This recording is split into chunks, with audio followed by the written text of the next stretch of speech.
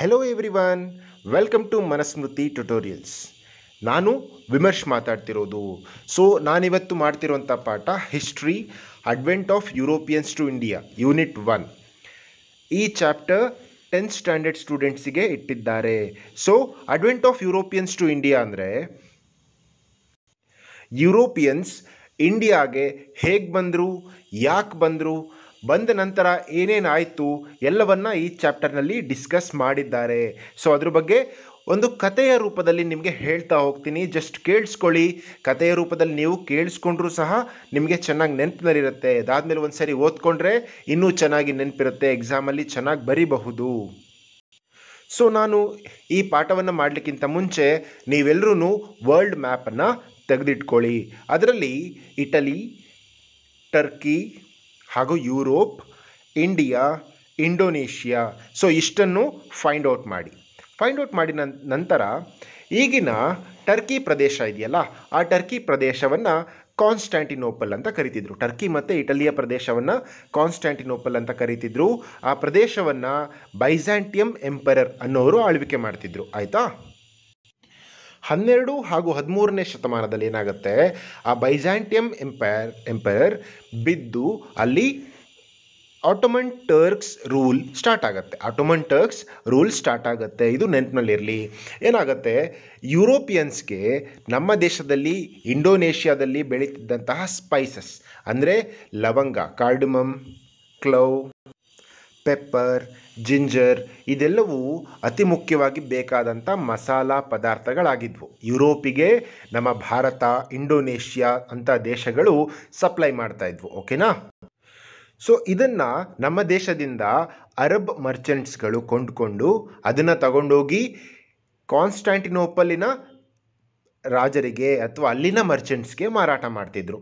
ಆನಂತರ ಆ ಕಾನ್ಸ್ಟ್ಯಾಂಟಿನೋಪಲಿಂದ ಯುರೋಪಿನ ಹಲವಾರು ಬೇರೆ ಬೇರೆ ಪ್ರದೇಶಗಳಿಗೆ ಆ ಮಸಾಲ ಪದಾರ್ಥಗಳು ಮಾರಾಟ ಆಗ್ತಿದ್ವು. ಇದರಿಂದ ಎಲ್ಲರಿಗೂ ಉತ್ತಮವಾದ ಲಾಭ ಬರ್ತಿತ್ತು.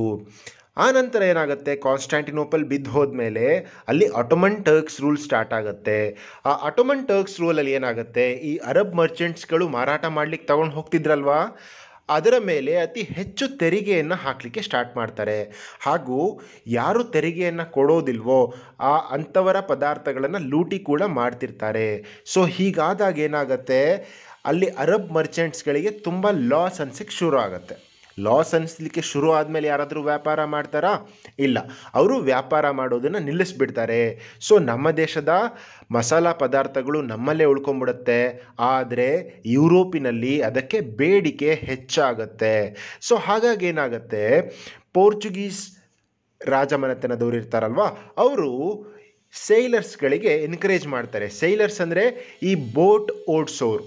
ಅವರಿಗೆ ಎನ್ಕರೇಜ್ ಮಾಡ್ತಾರೆ. ಏನಂತಂದರೆ, ನೀವು ಇಂಡಿಯಾಗೆ ಮತ್ತು ಇಂಡೋನೇಷ್ಯಾಗೆ ಒಂದು ಸೀ ರೂಟನ್ನು ಕಂಡುಹಿಡಿರಿ ಅಂತ. ಓಕೆನಾ? ಹಾಗೆ ಪೋರ್ಚುಗೀಸಿನ ಸೇಲರ್ಸ್ಗಳು ಇಂಡಿಯಾಗೆ ಸೀ ರೂಟನ್ನು ಹುಡ್ಕೊಂಡು ಹೊರಡ್ತಾರೆ. ಆದರೆ ಅದು ಅಷ್ಟು ಸುಲಭವಾಗಿರೋದಿಲ್ಲ. ತುಂಬ ಕಷ್ಟಕರವಾದ ಒಂದು ಸೀ ರೂಟನ್ನು ಅವರು ಪಾರ್ ಮಾಡಬೇಕಾಗಿರುತ್ತೆ. ಅಟ್ಲಾಂಟಿಕ್ ಓಷನ್ನಿಂದ ಇಂಡಿಯನ್ ಓಷನ್ಗೆ ಬರಬೇಕು ಅಂದರೆ ಒಂದು ದೊಡ್ಡ ಖಂಡ ಅಂದರೆ ದೊಡ್ಡ ಕಾಂಟಿನೆಂಟನ್ನು ಪಾರ್ ಮಾಡಿಕೊಂಡು ಅಂದರೆ ಸುತ್ತಕೊಂಡು ಬರಬೇಕಿರುತ್ತೆ. ಅದೇ ಆಫ್ರಿಕನ್ ಕಾಂಟಿನೆಂಟನ್ನು ಸುತ್ತಕೊಂಡು ಇಂಡಿಯಾಗೆ ಎಂಟರ್ ಆಗಬೇಕಿರುತ್ತೆ. ಓಕೆನಾ? ಅದು ತುಂಬ ದೂರ ಆಗಿರುತ್ತೆ. At last Vasco da Gama, the Portuguese sailor who left Lisbon and reached Kappadu near Calicut, ಇವಾಗಿನ ಕೇರಳಗೆ ಬಂದು ರೀಚ್ ಆಗ್ತಾರೆ east coast of India in 1948. 1948 Vasco da Gama ಬಂದು ರೀಚ್ ಆಗ್ತಾರೆ. He was in successful discovering a sea route to India. ಆ ನಂತರದಲ್ಲಿ Portuguese ಇಂಡಿಯಾಗೆ ಟ್ರೇಡನ್ನು start ಮಾಡ್ತಾರೆ. ಪೋರ್ಚುಗೀಸ್ನವರು ಇಂಡಿಯಾದಲ್ಲಿ ಟ್ರೇಡನ್ನು ಸ್ಟಾರ್ಟ್ ಮಾಡ್ತಾರೆ. ಓಕೆನಾ? ಅದಾದ ನಂತರ ಪೋರ್ಚುಗೀಸನ್ನೇ ಫಾಲೋ ಮಾಡಿಕೊಂಡು ಬೇರೆ ಬೇರೆ ಯುರೋಪಿಯನ್ ಕಂಟ್ರಿಯ ಸೇಲರ್ಸ್ಗಳು ಅಥವಾ ಮರ್ಚೆಂಟ್ಸ್ಗಳು ನಮ್ಮ ದೇಶಕ್ಕೆ ಪೋರ್ಚುಗೀಸರನ್ನೇ ಫಾಲೋ ಮಾಡಿಕೊಂಡು ಬರ್ತಾರೆ. ಹಾಗೂ ಇಂಡೋನೇಷ್ಯಾ, ಮಯನ್ಮಾರ್, ಇಂಡಿಯಾ, ಶ್ರೀಲಂಕಾ ಈ ಎಲ್ಲ ದೇಶಗಳಿಗೂ ಈ ಯುರೋಪಿಯನ್ಸ್ ಬಂದು ಸೇರ್ತಾರೆ ಹಾಗೂ ಇಲ್ಲಿ ವ್ಯಾಪಾರವನ್ನು ಶುರು ಮಾಡ್ತಾರೆ. ಸೊ ನೆನಪಿನಲ್ಲಿರಲಿ, ಪೋರ್ಚುಗೀಸ್, ಡಚ್, ಫ್ರೆಂಚ್ ಮತ್ತು ಬ್ರಿಟಿಷ್ ಇಷ್ಟೂ ಜನ ಬಂದಿದ್ದು ನಮ್ಮ ದೇಶಕ್ಕೆ ವ್ಯಾಪಾರಕ್ಕಾಗಿ ಮಾತ್ರ. ಹಾಗೂ ಯಾವ ರಾಜಮನೆತನದವರು ಸಹ ಬರಲಿಲ್ಲ. ಬಂದಂಥವರೆಲ್ಲರೂ ವ್ಯಾಪಾರಿಗಳು. ನಂತರ ಬಂದಿಲ್ಲಿ ಕಂಪನಿಗಳನ್ನು ಸ್ಟಾರ್ಟ್ ಮಾಡಿಕೊಂಡು ಇಲ್ಲಿ ನಮ್ಮ ಪದಾರ್ಥಗಳನ್ನು ಪರ್ಚೇಸ್ ಮಾಡಿ ಇಲ್ಲಿಂದ ತಗೊಂಡೋಗಿ ಮತ್ತೆ ಅದನ್ನು ಯುರೋಪ್ನಲ್ಲಿ ಮಾರ್ತಿರ್ತಾರೆ. ಓಕೆನಾ? ಇದಕ್ಕೆ ಅಲ್ಲಿಯ ಗವರ್ನಮೆಂಟ್ಗಳ ಸಪೋರ್ಟ್ ಕೂಡ ಇರುತ್ತೆ. ಅಲ್ಲಿಯ ರಾಜಮನೆತನದವರು ಇರ್ತಾರಲ್ವ, ಅವರ ಸಪೋರ್ಟ್ ಕೂಡ ಇರುತ್ತೆ. ಹಾಗೆ ನಮ್ಮ ದೇಶಕ್ಕೆ ಫಸ್ಟು ಸಿ ರೂಟಲ್ಲಿ ಬಂದವರು ಯಾರು? ಪೋರ್ಚುಗೀಸ್. ಯಾರು? Vasco da gamma. ಅವರು ಬಂದು ನಮ್ಮ ದೇಶಕ್ಕೆ ಟ್ರೇಡನ್ನು ಸ್ಟಾರ್ಟ್ ಮಾಡಿ ಹೊರಡ್ತಾರೆ. ಸೊ ಇಷ್ಟು ನೆನಪಿನಲ್ಲಿರಲಿ. ಆ್ಯಂಡ್ ಪೋರ್ಚುಗೀಸವರು ಮೊದಲು ಬಂದರು ಅಂತ ಹೇಳಿದೆ, ಹಾಗೆ ಅವರೇ ಕೊನೆಯಲ್ಲಿ ಹೋಗಿದ್ದು ಸಹ. ಕಡೆಯ ಯುರೋಪಿಯನ್ ಕಾಲೋನಿ ನಮ್ಮ ದೇಶದಲ್ಲಿ ಇದ್ದಿದ್ದು ಯಾರ್ದು? ಪೋರ್ಚುಗೀಸ್ ಅವ್ರದ್ದು. ಅವರನ್ನು ಅಷ್ಟೇ ನಮ್ಮ ದೇಶದಿಂದ 1960s ಆದಮೇಲೆ ಓಡಿಸ್ತಾರೆ. ಆಯಿತಾ? ಇದು ನೆನಪಿನಲ್ಲಿರಲಿ. Next Dutch. Dutch are from Holland or Netherlands. Holland ಹಳೆ ಹೆಸರು, ಈಗ ನೆದರ್ಲ್ಯಾಂಡ್ಸ್ ಅಂತ ಕರೀತಾರೆ ಅದನ್ನು. ಸೊ ಪೋರ್ಚುಗೀಸ್ ಅವರಾದಮೇಲೆ ಡಚ್ನವರು ಬರ್ತಾರೆ. ಸೊ ಡಚ್ ಅವರು ತುಂಬ ಇಂಡಿಯಾ ಮೇಲೆ ಕಾನ್ಸಂಟ್ರೇಟ್ ಮಾಡಲ್ಲ, ಅವ್ರಿಗೆ ಇಂಡೋನೇಷ್ಯಾ ಮೇಲೆ ಜಾಸ್ತಿ ಕಾನ್ಸಂಟ್ರೇಷನ್ ಹೋಗುತ್ತೆ. ಯಾಕಂದರೆ ಇಲ್ಲಿಗಿಂತ ಒಳ್ಳೆ ಕ್ವಾಲಿಟಿಯ ಸ್ಪೈಸಸ್ ಅಲ್ಲಿ ಸಿಗ್ತಿರುತ್ತೆ. ಸೊ ಅವ್ರೇನು ಮಾಡ್ತಾರೆ?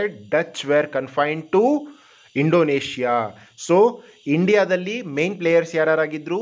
Portuguese, French and British. At last British became very strong. So ಡಚ್ನವರು ಬರೋವರೆಗೂ ಪೋರ್ಚುಗೀಸರಿಗೆ ಯಾವುದೇ ರೀತಿಯ ಕಾಂಪಿಟೇಷನ್ ಇರಲಿಲ್ಲ. ನಾವು ಬೆಳೆದಂಥ ಎಲ್ಲ ಸ್ಪೈಸಸ್ಸನ್ನು ಪೋರ್ಚುಗೀಸ್ನವರಿಗೆ ಮಾರ್ತಿದ್ವಿ. ಸೊ ಈ ಟೈಮನ್ನು ಮೊನೋಪೊಲಿ ಅಂತ ಕರೀತಾರೆ. ಈ ಟೈಪ್ ಆಫ್ ಟ್ರೇಡನ್ನು ಮೊನೋಪೊಲಿ ಟ್ರೇಡ್ ಅಂತ ಕರೀತಾರೆ. ಸೊ ಅವರೊಬ್ಬರೇ, ಅವ್ರಿಗೆ ಯಾರೂ ಕಾಂಪಿಟೇಟರ್ ಇರಲ್ಲ. ಡಚ್ ಅವರು ಎಂಟ್ರ್ ಆದಮೇಲೆ ಪೋರ್ಚುಗೀಸ್ ಹಾಗೂ ಡಚ್ ಎರಡು ಆಪ್ಷನ್ ಸಿಗುತ್ತೆ ಇಂಡಿಯಾದವ್ರಿಗೆ. ಅಲ್ಲಿಗೆ ಡಚ್ ಅವ್ರು ಏನು ಮಾಡ್ತಾರೆ? Dutch break the monopoly trade of Portuguese. Next ಏನಾಗುತ್ತೆ? ನೆಕ್ಸ್ಟ್ ಯಾರು ಬರ್ತಾರೆ ನೋಡೋಣ ಬನ್ನಿ. ನೆಕ್ಸ್ಟ್ ಎಂಟ್ರಿ ಕೊಡೋದೇ ಥ್ರೂ ಸಿ ರೂಟ್ ಇಂಗ್ಲೀಷ್ನವರು ಎಂಟ್ರಿ ಕೊಡ್ತಾರೆ. Queen Elizabeth issued a royal charter authorising East India Company to trade with eastern countries for 15 years. 15 ವರ್ಷಕ್ಕೆ East India company, ಅದು ಒಂದು ಕಂಪನಿ, ಬ್ರಿಟನ್ನಲ್ಲಿರೋ ಒಂದು ಕಂಪನಿ, ಅದಕ್ಕೆ ಪರ್ಮಿಷನ್ ಕೊಡ್ತಾರೆ. ಯಾರು? Queen Elizabeth. 15 ವರ್ಷದವರೆಗೂ ನೀವು ಈಸ್ಟ್ ಇಂಡಿಯಾದಲ್ಲಿ ಟ್ರೇಡ್ ಮಾಡಬಹುದು, ಈಸ್ಟರ್ನ್ ಕಂಟ್ರೀಸಲ್ಲಿ ಟ್ರೇಡ್ ಮಾಡ್ಬೋದು. ಈಸ್ಟರ್ನ್ ಕಂಟ್ರೀಸ್ ಅಂದರೆ ಯಾವುದು? ಚೈನಾ ಬರುತ್ತೆ, ಮಯನ್ಮಾರ್, ಇಂಡಿಯಾ, ಶ್ರೀಲಂಕಾ, ಇಂಡೋನೇಷ್ಯಾ ಅವೆಲ್ಲ ಬರುತ್ತೆ. ಸೊ ಅಲ್ಲಿ ನೀವು ಹೋಗಿ ಟ್ರೇಡ್ ಮಾಡ್ಬೋದು. 15 ವರ್ಷ ನಿಮಗೆ ಪರ್ಮಿಷನ್ ಕೊಡ್ತಾ ಇದ್ದೀನಿ ಅಂತ ಕ್ವೀನ್ ಎಲಿಜಬೆತ್ ರಾಯಲ್ ಚಾರ್ಟರನ್ನು ಇಶ್ಯೂ ಮಾಡ್ತಾರೆ. 16ನೇ ಶತಮಾನದಲ್ಲಿ ಭಾರತದಲ್ಲಿ ಯಾರ ಆಳ್ವಿಕೆ ಪ್ರಬಲವಾಗಿರುತ್ತೆ? ಮೊಘಲ್ ಆಳ್ವಿಕೆ ಪ್ರಬಲವಾಗಿರುತ್ತೆ. The Mughal emperor Jahangir issued a royal permission to English to establish their first warehouse. Warehouse ಅಂದರೆ godown of factory at Surat. ಏನಂತಂದರೆ ಇಲ್ಲಿ ಕಲೆಕ್ಟ್ ಮಾಡಿದಂಥ ಪದಾರ್ಥಗಳನ್ನು ಒಂದು ಕಡೆ ಇಟ್ಕೊಂಡು ಯಾವಾಗ ಯುರೋಪ್ನಲ್ಲಿ ಇನ್ನೂ ಹೆಚ್ಚು ಬೆಲೆ ಆಗುತ್ತೋ ಅಂಥ ಟೈಮ್ನಲ್ಲಿ ಮಾರಾಟ ಮಾಡಲಿಕ್ಕೋಸ್ಕರ ಅವ್ರು ಏನು ಮಾಡ್ತಿರ್ತಾರೆ? ಸ್ಟೋರ್ ಮಾಡ್ಕೋತಾ ಇರ್ತಾರೆ. ಮಸಾಲ ಪದಾರ್ಥಗಳು ಯಾವುದೂ ಕೆಡಲ್ಲ ಅಲ್ವಾ? ಸೊ ಅವ್ರು ಹಾಗೆ ಮಾಡ್ತಿರ್ತಾರೆ. In 1617, Sir Thomas Roe arrived at the court of Jahangir as a royal ambassador from the court of James I. ಎಲ್ಲಿಂದ? ಬ್ರಿಟನ್ ಆಸ್ಥಾನದಿಂದ ಇಂಡಿಯಾದ ಮುಘಲ್ ಆಸ್ಥಾನಕ್ಕೆ, ಜಹಾಂಗೀರ್ ಆಸ್ಥಾನಕ್ಕೆ ರಾಯಲ್ ಅಂಬಾಸಿಡರಾಗಿ ಯಾರು ಬರ್ತಾರೆ? Thomas Rio. He sought permission from Jahangir to establish factories in other places of Mughal Emperor. So ಬೇರೆ ಕಡೆನೂ ಫ್ಯಾಕ್ಟ್ರಿಗಳನ್ನು ಹಾಕೊಳ್ಳಿಕ್ಕೆ ಪರ್ಮಿಷನನ್ನು ಕೇಳ್ತಾರೆ. ಓಕೆನಾ? Next English established factories in Agra, Ahmedabad and Broach. ಬೇರೆ ಮುಘಲ್ ಆಳ್ವಿಕೆ ಇರುವಂತಹ ಪ್ರದೇಶಗಳಲ್ಲೂ ಸಹ ಇಂಗ್ಲೀಷ್ನವರು ಫ್ಯಾಕ್ಟ್ರಿಗಳನ್ನು ಎಸ್ಟಾಬ್ಲಿಷ್ ಮಾಡ್ಕೊತಾರೆ. ಇನ್ 1639 English took Madras from the king of Chandragiri and established a strong fort named Saint Fort George or Saint George Fort. ಓಕೆನಾ? ಸೊ ಅಲ್ಲಿ ಒಂದು ಸ್ಟ್ರಾಂಗ್ ಫೋರ್ಟನ್ನು, ಅಂದರೆ ದೊಡ್ಡ ಅರಮನೆ ರೀತಿಯ ಒಂದು ಕಟ್ಟಡವನ್ನು ಕಟ್ಕೊತಾರೆ. ಅಲ್ಲಿ ನಮ್ಮ ನಾರ್ಮಲ್ ಇಂಡಿಯನ್ಸ್ಗೆ ಎಂಟ್ರಿ ಇರೋದಿಲ್ಲ. ಆ ರೀತಿ ಒಂದು ದೊಡ್ಡ ಕಾಂಪೌಂಡ್ಗಳನ್ನು ಹಾಕಿಕೊಂಡು ಒಂದು ಅರಮನೆ ರೀತಿಯ ಒಂದು ಫೋರ್ಟನ್ನು ಕಟ್ಕೊತಾರೆ. Later Charles II, the Prince of England, gave Bombay as an annual rent for 10 pounds. 10 ಪೌಂಡಿಗೆ East India ಕಂಪನಿಗೆ ಚಾರ್ಲ್ಸ್ II ಅನ್ನೋ ರಾಜ ಬಾಡಿಗೆಗೆ ಕೊಡ್ತಾನೆ. ಯಾವ ಪ್ರದೇಶವನ್ನು? ಈಗಿನ ಬಾಂಬೆ, ಮುಂಬೈ ಇದೆಯಲ್ಲ, ಆ ಪ್ರದೇಶವನ್ನು ಬಾಡಿಗೆಗೆ ಕೊಡ್ತಾರೆ. ಈಗ ನಾವು ಮುಂಬೈಗೆ ಹೋಗಿ ನೋಡಿದ್ರೆ ಅತಿ ಹೆಚ್ಚು ಕಟ್ಟಡಗಳು ಯಾರು ಕಟ್ಟಿರೋದು? ಬ್ರಿಟಿಷ್ ಈಸ್ಟ್ ಇಂಡಿಯಾ ಕಂಪನಿಯವರೇ ಕಟ್ಟಿರೋದು. So East India Company in 1668. In 1690,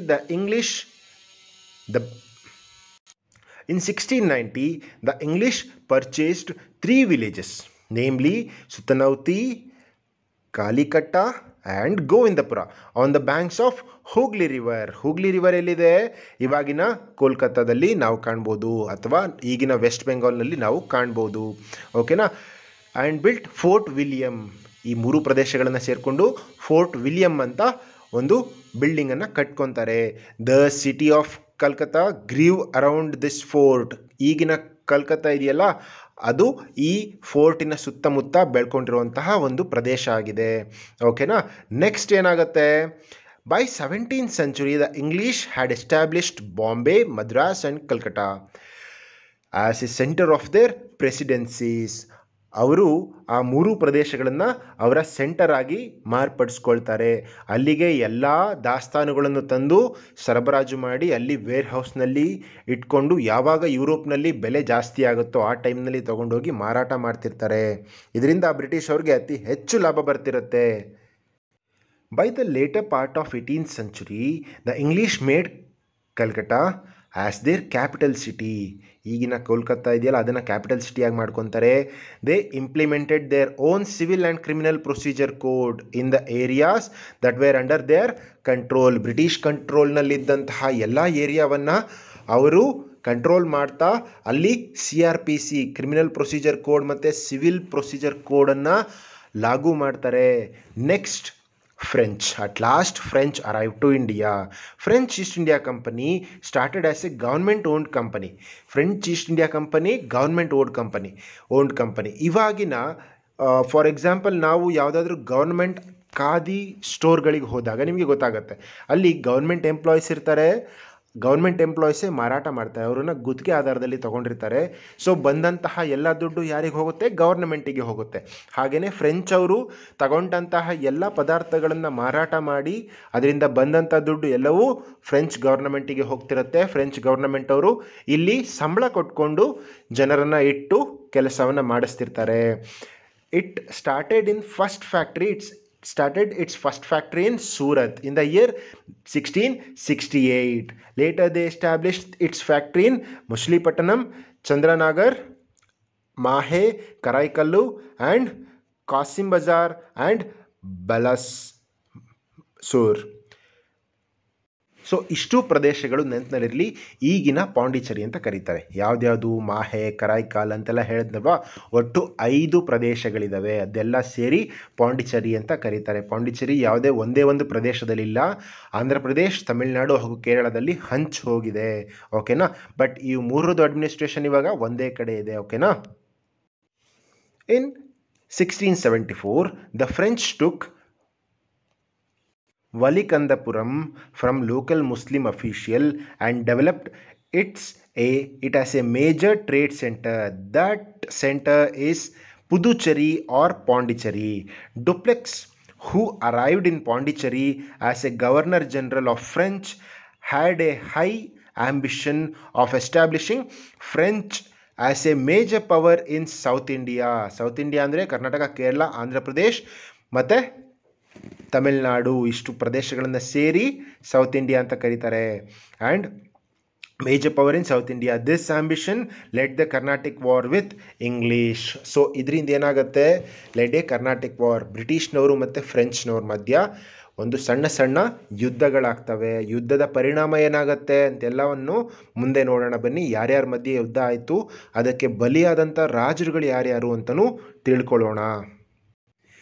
majorly spices ಬೆಳೀತಿದ್ದು south ಇಂಡಿಯಾದಲ್ಲಿ ಹಾಗೂ ವೆಸ್ಟರ್ನ್ ಕೋಸ್ಟ್ಸ್ ಅಂದರೆ ಈಗ ವೆಸ್ಟರ್ನ್ ಘಾಟ್ಸ್ ಇದೆಯಲ್ಲ ಆ ಪ್ರದೇಶಗಳಲ್ಲಿ ಅತಿ ಹೆಚ್ಚು ಸ್ಪೈಸಸ್ ಬೆಳೀತಿದ್ದಿದ್ದು. ಸೊ ಹಾಗಿರುವಾಗ ಸೌತ್ ಇಂಡಿಯಾದಲ್ಲಿ ಫ್ರೆಂಚ್ ಅವರು ರೂಲನ್ನು ಸ್ಟ್ರಾಂಗ್ ಮಾಡ್ಕೋತಾ ಹೋದಷ್ಟು ಬ್ರಿಟಿಷ್ನವ್ರಿಗೆ ಆದಾಯ ಕಡಿಮೆ ಆಗುತ್ತಲ್ವಾ. ಸೊ ಹಾಗಾಗಿ ಅಲ್ಲಿ ಕಾಂಪಿಟೇಷನ್ ಜಾಸ್ತಿ ಆಗುತ್ತೆ. ಆ ಕಾಂಪಿಟೇಷನ್ ಫೈನಲಿ ಯುದ್ಧವಾಗಿ ಕನ್ವರ್ಟ್ ಆಗುತ್ತೆ. ಯಾವಾಗ ಇವರಿಬ್ಬರ ಮಧ್ಯೆ ಕಾಂಪಿಟೇಷನ್ ಜಾಸ್ತಿ ಆಗುತ್ತೋ ಪೋರ್ಚುಗೀಸ್ ಮತ್ತು ಡಚ್ ಇಬ್ಬರೂ ಸಹ ಸೈಲೆಂಟ್ ಆಗ್ತಾ ಹೋಗ್ತಾರೆ. ಡಚ್ನವರು ಇಂಡೋನೇಷ್ಯಾದಲ್ಲಿ ಪ್ರಬಲರಾಗಿರ್ತಾರೆ, ಆದರೆ ಇಂಡಿಯಾದಲ್ಲಿ ಬಹಳ ವೀಕ್ ಆಗಿರ್ತಾರೆ. ಪೋರ್ಚುಗೀಸ್ ಅವರು ಅಷ್ಟೇ ಕೆಲವೊಂದು ಪ್ರದೇಶಗಳಿಗೆ ಮಾತ್ರ ಕನ್ಫೈನ್ಡ್ ಆಗಿರ್ತಾರೆ. For example Goa. ಫ್ರೆಂಚ್ನವರು ಮತ್ತು ಬ್ರಿಟಿಷ್ನವರು ಅಥವಾ ಇಂಗ್ಲೀಷ್ ಈಸ್ಟ್ ಇಂಡಿಯಾ ಕಂಪನಿಯವರು ನಮ್ಮ ರಾಜರ ನಡುವೆ ಇದ್ದಂತಹ ಮನಸ್ತಾಪಗಳ ಮಧ್ಯ ಇವರು ತಮ್ಮ ಲಾಭವನ್ನು ಪಡ್ಕೊಳ್ಳಿಕ್ಕೆ ಟ್ರೈ ಮಾಡ್ತಾರೆ. ಅಂದರೆ ಎರಡು ರಾಜರ ಮಧ್ಯ ಏನಾದರೂ ಜಗಳಗಳಿದ್ದರೆ ಅಂತಹ ಒಂದು ರಾಜರಿಗೆ ಹೋಗಿ ಇವರು ಸಪೋರ್ಟ್ ಮಾಡ್ತಿರ್ತಾರೆ. ಅವರಿಗೆ ಮದ್ದುಗುಂಡುಗಳನ್ನು ಹಾಗೂ ಕುದುರೆಗಳನ್ನು ಹಾಗೂ ಒಳ್ಳೊಳ್ಳೆ ಆಯುಧಗಳನ್ನು ಬೇರೆ ಕಡೆಯಿಂದ ತಂದು ಇವರಿಗೆ ಕೊಡ್ತಿರ್ತಾರೆ. ಸೊ ಅದರಿಂದ ಫ್ರೆಂಚ್ನವರ ಮೇಲೆ ಅಥವಾ ಇಂಗ್ಲೀಷ್ನವರ ಮೇಲೆ ಅತಿ ಹೆಚ್ಚು ಪ್ರೀತಿ ಬರಲಿ ಹಾಗೂ ಎಲ್ಲ ಸ್ಪೈಸಸನ್ನು ನಮಗೆ ಕೊಡಲಿ ಅನ್ನೋ ಒಂದು ಉದ್ದೇಶ ಇರುತ್ತೆ. ಈ ಹೈದರಾಬಾದ್ ಮತ್ತು ಕರ್ನಾಟಕ ರೀಜನ್, ಈಗಿನ ಹೈದರಾಬಾದ್ ನಿಮಗೆ ಗೊತ್ತಿದೆ. ಕರ್ನಾಟಕ ರೀಜನ್ ಅಂದರೆ ನಮ್ಮ ಕರ್ನಾಟಕ ಅಲ್ಲ, ತಮಿಳುನಾಡಿನ ಕೆಲವೊಂದು ಭಾಗಗಳು. ಆಯಿತಾ, ನೆನಪಿನಲ್ಲಿರಲಿ. ತಮಿಳುನಾಡು ಮತ್ತು ಆಂಧ್ರ ಪ್ರದೇಶಿನ ಕೆಲವೊಂದು ಭಾಗಗಳನ್ನು ಕರ್ನಾಟಕ ರೀಜನ್ ಅಂತ ಕರಿತಿದ್ರು. ಈ ಎರಡೂ ರಾಜರು ತಮ್ಮ ತಮ್ಮ ಮಧ್ಯೆ ಇದ್ದ ವೈರತ್ವವನ್ನು ಹೆಚ್ಚು ಮಾಡಿಕೊಂಡು ಒಬ್ಬರು ಬ್ರಿಟಿಷ್ ಸಪೋರ್ಟ್ಗೆ ಹೋಗ್ತಾರೆ, ಒಬ್ಬರು ಫ್ರೆಂಚ್ ಸಪೋರ್ಟಿಗೆ ಹೋಗ್ತಾರೆ. ಈ ಕಾರಣದಿಂದ ಕರ್ನಾಟಿಕ್ ವಾರ್ ಶುರು ಆಗುತ್ತೆ. ಫಸ್ಟ್ ಕರ್ನಾಟಿಕ್ ವಾರ್ ಹೇಗೆ ಸ್ಟಾರ್ಟ್ ಆಗುತ್ತೆ? On the request of Dupleix La Bourdonnais, a French military leader. La Bourdonnais ಅನ್ನೋರು French military leader from Mauritius invaded India and captured it. invaded Madras and captured it. ಮಡ್ರಾಸನ್ನು invade ಮಾಡ್ತಾರೆ, ಅದ್ರ ಮೇಲೆ ಆಕ್ರಮಣ ಮಾಡಿ ಅದನ್ನು ಕ್ಯಾಪ್ಚರ್ ಮಾಡ್ಕೊತಾರೆ. This forced the helpless British to request the help of Anwaruddin. Anwaruddin ಯಾರು? The Nawab of Carnatic for support. Nawab of Carnatic ಏನು ಮಾಡ್ತಾನೆ? ಬ್ರಿಟಿಷ್ ಸಪೋರ್ಟಿಗೆ ಹೋಗ್ತಾನೆ. The army sent by Anwaruddin failed to defeat the French, but ಫ್ರೆಂಚ್ನವ್ರ ಹತ್ರ ಸಫಿಸ್ಟಿಕೇಟೆಡ್ ವೆಪನ್ಸ್ ಇರುತ್ತೆ. So ಈಸಿಯಾಗಿ ಅನ್ವರುದ್ದೀನ್ ಸೋತ್ ಹೋಗ್ತಾನೆ. ಮತ್ತು ಮದ್ರಾಸಿನ ಇನ್ನೂ ಕೆಲವು ಭಾಗಗಳನ್ನು ಕಳ್ಕೊತಾರೆ ಬ್ರಿಟಿಷ್ನವರು ಮತ್ತು Anwaruddin, nawab of Karnatak. Finally La Bourdonnais took money from the English and returned Madras and went back to Mauritius.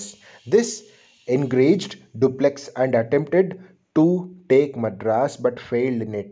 But ಏನಾಗುತ್ತೆ, ಡುಪ್ಲೆಕ್ಸ್ನ ಐಡಿಯಾ ಮೇಲೆ ಅವನು ಫ್ರೆಂಚ್ ಮಿಲಿಟರಿ ಕಮಾಂಡರ್ ಬಂದು ಇಲ್ಲಿ ಆಕ್ರಮಣ ಮಾಡಿ ಮಡ್ರಾಸನ್ನು ಕ್ಯಾಪ್ಚರ್ ಮಾಡಿರ್ತಾರೆ. ಬಟ್ ಅವನೇನು ಮಾಡ್ತಾನೆ, ಇಂಗ್ಲೀಷ್ನವ್ರ ಹತ್ರ ದುಡ್ಡು ತೊಗೊಂಡು ಅದನ್ನು ಬಿಟ್ಟು ಹೊರಟೋಗ್ತಾನೆ. This war ended with treaty of. So ಅದಾದಮೇಲೆ ಡುಪ್ಲೆಕ್ಸ್ ಮತ್ತೆ ಮಡ್ರಾಸ್ ಮೇಲೆ ಅಟ್ಯಾಕ್ ಮಾಡ್ತಾನೆ, ಬಟ್ ಅಲ್ಲಿ ಡುಪ್ಲೆಕ್ಸ್ ಫೇಲ್ ಆಗ್ತಾನೆ. This war ended with the treaty in Europe between France and England. France ಮತ್ತು ಇಂಗ್ಲೆಂಡ್ ಮಧ್ಯೆ ಒಂದು ಟ್ರೀಟಿ ಎಲ್ಲಾಗುತ್ತೆ? ಯುರೋಪ್ನಲ್ಲಿ ಆಗಿ ಇಲ್ಲಿ ಯುದ್ಧ ನಿಲ್ಲುತ್ತೆ. ಆ ಟ್ರೀಟಿ ಹೆಸರೇನು? The treaty of Aix la Chapelle. ನೆನಪಿನಲ್ಲಿರಲಿ, ಆಕ್ಸ್ ಲಾ ಚಾಪೆಲ್ ಯಾರ್ಯಾರ ಮಧ್ಯೆ ಆಗೋದು? ಬ್ರಿಟಿಷ್ ಮತ್ತು ಫ್ರಾನ್ಸ್ನವರ ಮಧ್ಯ ಈ ಒಪ್ಪಂದ ಆಗುತ್ತೆ. ಯಾಕೆ? ಇಲ್ಲಿ ಇಂಡಿಯಾದಲ್ಲಿ ಯುದ್ಧ ಮಾಡಬೇಡಿ ಅನ್ನೋ ಕಾರಣಕ್ಕೋಸ್ಕರ. ಅದಾದಮೇಲೆ ಮತ್ತೆ ಕೆಲವು ವರ್ಷಗಳ ನಂತರ, ಅಂದರೆ 2 ವರ್ಷದ ನಂತರ ಸೆಕೆಂಡ್ ಕರ್ನಾಟಿಕ್ ವಾರ್ ಶುರು ಆಗುತ್ತೆ.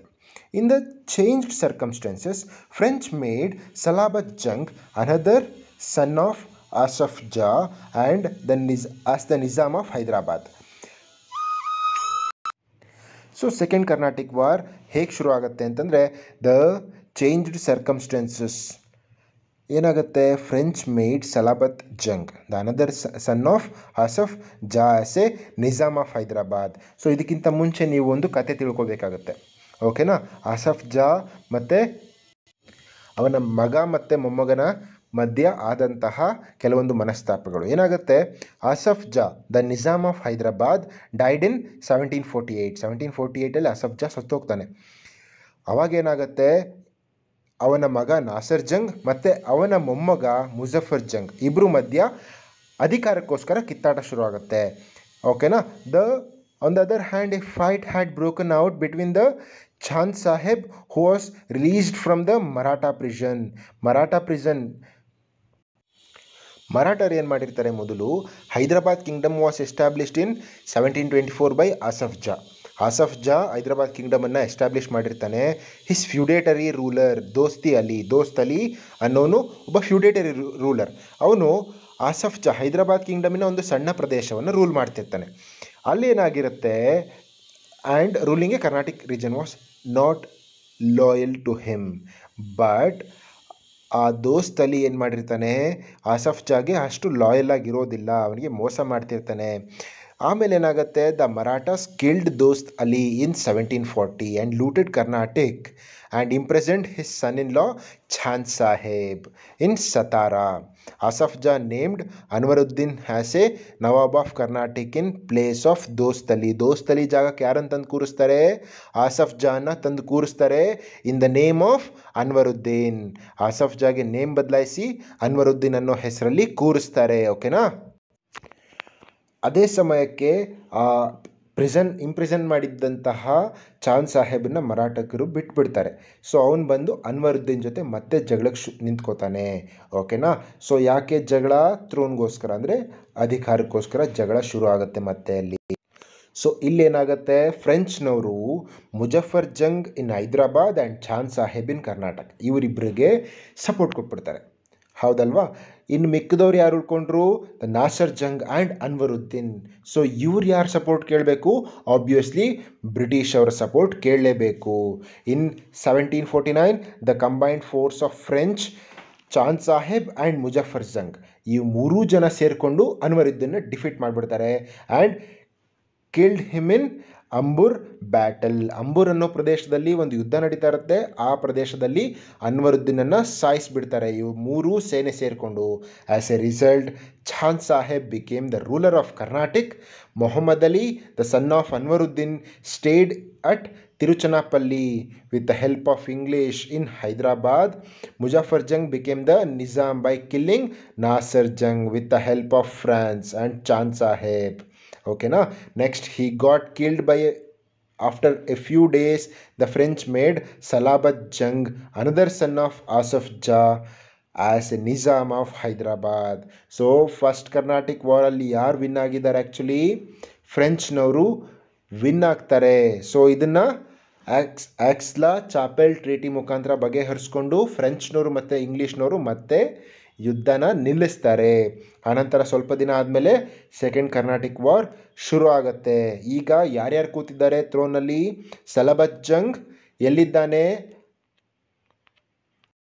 ಹೈದರಾಬಾದ್ನಲ್ಲಿದ್ದಾನೆ. ಹೈದರಾಬಾದಿನ ನಿಜಾಮ ಯಾರಿವಾಗ? ಸಲಾಬತ್ ಜಂಗ್. ಓಕೆನಾ. ಅನದರ್ ಸನ್ ಆಫ್ ಆಸಫ್ ಜಾ. ಹಾಗೂ ಸೊ ನೆನಪಿದೆ ಅಲ್ವಾ ಇವಾಗ? ಸಲಾಬತ್ ಜಂಗ್ ಹೈದರಾಬಾದಿನ ನಿಜಾಮ ಹಾಗೂ ಚಾಂದ್ ಸಾಹೇಬ್ ಕರ್ನಾಟಿಕ್ನ ನಿಜಾಮ ಆಗಿರ್ತಾನೆ. But Robert Clive of East India company attacked ಆರ್ಕೋಟ್ಗೆ ಅಟ್ಯಾಕ್ ಮಾಡಿ, ಆರ್ಕೋಟ್ ಅಂದರೆ ಯಾವುದು? ಆಗಿನ capital city of Carnatic region. Attack ಮಾಡಿ ಚಾಂದ್ ಸಾಹೇಬನ್ನ ಡಿಫೀಟ್ ಮಾಡ್ತಾನೆ ಹಾಗೂ ಅವನನ್ನು ಬಂಧಿಸಿ ಅದೇ ಯುದ್ಧದಲ್ಲಿ ಅವ್ರನ್ನ ಸಾಯಿಸಲಾಗುತ್ತೆ. ಚಾಂದ್ ಸಾಹೇಬ್ ಕೂಡ ಸತ್ತೋಗ್ತಾನೆ. Chand Sahib later killed in this war. In this place of Chand Sahib the English made Mohammed Ali the son of Anwaruddin ನೆನಪಿದೆ ಅಲ್ವಾ? ಸೊ ಅವನ ಮಗನನ್ನು ತಂದು ಆ ಕರ್ನಾಟಿಕ್ ನವಾಬರಾಗಿ ಮಾಡ್ತಾರೆ. The second Carnatic war ended with the treaty of Pondicherry. So ಪಾಂಡಿಚೇರಿಯಲ್ಲೇ ಆ ಟ್ರೀಟಿ ಆಗುತ್ತೆ. ಯಾರ್ಯಾರ ಮಧ್ಯ? ಫ್ರೆಂಚ್ ಮತ್ತು ಬ್ರಿಟಿಷ್ನವ್ರ ಮಧ್ಯ. ಬಟ್ ಇಲ್ಲಿ ಸಾಯ್ತಾ ಇರೋರು ಯಾರು? ನಮ್ಮ ದೇಶದ ರಾಜರುಗಳು ಸಾಯ್ತಾ ಇದ್ದಾರೆ. ಇದರಲ್ಲಿ ಬ್ರಿಟಿಷ್ನವರಿಗೆ ಅಥವಾ ಬ್ರಿಟಿಷ್ ಕಂಪನಿಯವರಿಗೆ ಮತ್ತು ಫ್ರೆಂಚ್ ಕಂಪನಿಯವರಿಗೆ ಯಾವುದೇ ರೀತಿಯ ಲಾಸ್ ಆಗ್ತಿರಲ್ಲ. The second Carnatic war was ended with the treaty of Pondicherry. French recalled Dupleix. This war brought victory to British while French suffered a political setback. ಓಕೆನಾ. ಸೊ ಫ್ರೆಂಚ್ನವ್ರಿಗೆ ಇಲ್ಲಿ ಪೊಲಿಟಿಕಲ್ ಸೆಟ್ಬ್ಯಾಕ್ ಆಗುತ್ತೆ. ಯಾಕಂದರೆ ಹೈದರಾಬಾದಿನ ನಿಜಾಮ ಇವಾಗ ಯಾರ ಕಡೆ? ಬ್ರಿಟಿಷ್ನವರ ಕಡೆ. ನೆಕ್ಸ್ಟ್ ಮತ್ತೆ ಥರ್ಡ್ ಕರ್ನಾಟಿಕ್ ವಾರ್ ಶುರು ಆಗುತ್ತೆ. The Comte de Lally, a French attempted to besiege Wandiwash in 1760. Wandiwash ಅನ್ನೋದು ಒಂದು ಏರಿಯಾದ ಹೆಸರು. ಅಲ್ಲಿ ಬ್ರಿಟಿಷ್ ಮತ್ತು ಫ್ರೆಂಚ್ ಮಧ್ಯೆ ಮತ್ತೆ ಜಗಳ ಶುರು ಆಗುತ್ತೆ. ಸೊ ಇಲ್ಲಿವರೆಗೂ ಏನಿತ್ತು, ಫಸ್ಟ್ ಕರ್ನಾಟಿಕ್ ಮತ್ತು ಸೆಕೆಂಡ್ ಕರ್ನಾಟಿಕ್ ವಾರಲ್ಲಿ ಬ್ರಿಟಿಷ್ ಮತ್ತು ಫ್ರೆಂಚ್ ಅವ್ರು ಬರೀ ಸಪೋರ್ಟ್ ಮಾಡ್ತಿದ್ರು, ಯುದ್ಧ ಮಾಡ್ತಿದ್ದವ್ರು ಯಾರು, Indian ruler. But third Carnatic ವಾರ್ನಲ್ಲಿ ಡೈರೆಕ್ಟ್ ಫ್ರೆಂಚ್ ಮತ್ತು ಬ್ರಿಟಿಷ್ ಮಧ್ಯನೇ ಯುದ್ಧ ನಡೀತಾ ಇದೆ. ಸೊ ಓಕೆನಾ. ಸೊ ಅಟೆಂಪ್ಟೆಡ್ ಇನ್ ವಾಂಡಿವಾಶ್ನಲ್ಲಿ ಯುದ್ಧ ಸ್ಟಾರ್ಟ್ ಆಗುತ್ತೆ. In this decisive battle Sir Eyre Coote of English army defeated the French and imprisoned Bussy ಅನ್ನೋರು ಒಬ್ಬರು ಆರ್ಮಿಯ ಚೀಫ್. ಓಕೆನಾ, ನೆನಪಿನಲ್ಲಿರಲಿ. So Count de Lally escaped and hide in Pondicherry. So ಆ ಪ್ರದೇಶದಿಂದ ಕೌಂಟ್ ಡಿ ಲ್ಯಾಲಿ ಎಸ್ಕೇಪ್ ಆಗಿಬಿಡ್ತಾರೆ ಹಾಗೂ ಪಾಂಡಿಚೇರಿನಲ್ಲಿ ಅವರನ್ನವರು ಹೈಡ್ ಮಾಡ್ಕೊತಾರೆ. ಅದಾದಮೇಲೆ British attacked where Pondicherry. Eyre Coote attacked Pondicherry and Count de Lally had to surrender unconditionally in 1761. ಒಂದು ವರ್ಷ ನಡೆಯುತ್ತೆ. ಕಡೆಯದಾಗಿ ಪಾಂಡಿಚೇರಿಯಲ್ಲಿ ಕೌಂಟ್ ಡಿ ಲ್ಯಾಲಿಯನ್ನು ಅರೆಸ್ಟ್ ಮಾಡ್ತಾರೆ. So due to Carnatic war French ಅವರು ತಮ್ಮ ಎಲ್ಲ ಪ್ರದೇಶಗಳನ್ನು ಕಳ್ಕೊಂಡ್ಬಿಡ್ತಾರೆ ಇಂಗ್ಲೀಷ್ನವ್ರಿಗೆ. In spite of this, as per the treaty of Paris in 1763 Pondicherry was return to ಫ್ರೆಂಚ್ನವ್ರಿಗೆ ಪಾಂಡಿಚೇರಿನ ರಿಟರ್ನ್ ಮಾಡ್ತಾರೆ ಇಂಗ್ಲೀಷ್ ಈಸ್ಟ್ ಇಂಡಿಯಾ ಕಂಪನಿಯವರು. ಓಕೆನಾ. With this developments French lost their importance in India. So French ಅವರು ತಮ್ಮ ಇಂಪಾರ್ಟೆನ್ಸನ್ನು ಕಳ್ಕೊಂಡ್ಬಿಡ್ತಾರೆ. Like this English by defeating all their rivals started consolidating their power over South India. So ಇಲ್ಲಿವರೆಗೂ French ಅವರು ಮೊನೋಪಲಿ ಇತ್ತು, ಅವರಿಗೆ ಕಾಂಪಿಟೇಷನ್ ಕೊಡಲಿಕ್ಕೆ ಬಹಳ ಕಷ್ಟ ಆಗ್ತಿತ್ತು ಬ್ರಿಟಿಷ್ನವ್ರಿಗೆ. ಆದರೆ ಈಗ ತಮ್ಮ ಸೆಂಟರ್ ಆಫ್ ಕಂಟ್ರೋಲನ್ನು ಸೌತ್ ಇಂಡಿಯಾದಲ್ಲೂ ಸಹ ವಿಸ್ತರಿಸ್ಕೊಳ್ತಾರೆ. ಓಕೆನಾ. ಇಲ್ಲಿ ರಾಬರ್ಟ್ ಕ್ಲೈವ್ ಅವ್ರ ಬಗ್ಗೆ ಕೊಟ್ಟಿದ್ದಾರೆ. Robert Clive who laid a firm foundation, ಒಳ್ಳೆಯ ಫೌಂಡೇಶನ್ನ ಬ್ರಿಟಿಷ್ನವರಿಗೆ ಹಾಕ್ಕೊಡ್ತಾರೆ. He joined the English India company as a ಕ್ಲರ್ಕಾಗಿ ಅವರು ಜಾಬಿಗೆ ಜಾಯ್ನ್ ಆಗ್ತಾರೆ. He played a decisive role in Carnatic ವಾರ್ನಲ್ಲಿ ತುಂಬ ಒಳ್ಳೆ ಪ್ರಾಮಿನೆಂಟ್ ರೋಲನ್ನು ಪ್ಲೇ ಮಾಡ್ತಾರೆ. Particularly in the siege of Arcot and played the British rule over the south India. ಓಕೆನಾ. So he established a good British rule in South India. Next in 1757 he gained control over the Nawab of Bengal also. ಓಕೆನಾ. Robert